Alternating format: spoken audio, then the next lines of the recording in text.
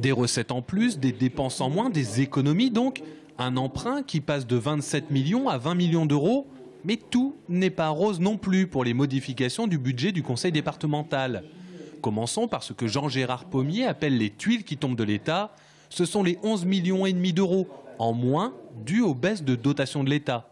On est confronté, en plus de ce que l'État nous impose, en baisse de recettes, augmentation de dépenses, à l'augmentation des dépenses sociales, 3,8 millions, qui tiennent personnes âgées en augmentation, personnes handicapées et le RSA.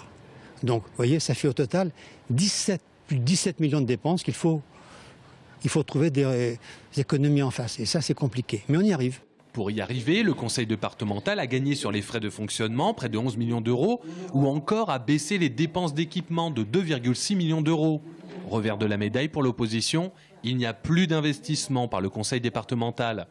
Je ne peux pas être contre des économies, simplement il faut quand même relativiser ce qui a été dit ce matin, simplement en disant qu'on est dans une situation extrêmement favorable au niveau des droits de mutation et que 10 millions en plus dans un budget, ça compte dans l'époque actuelle. Alors même si oui, effectivement, il y a des baisses de dotation, il y a des dépenses d'ailleurs qui étaient prévues, sur le RSA notamment, puisque les 8 millions en question avaient été provisionnés, c'est qu'on savait très bien qu'on aurait à les dépenser.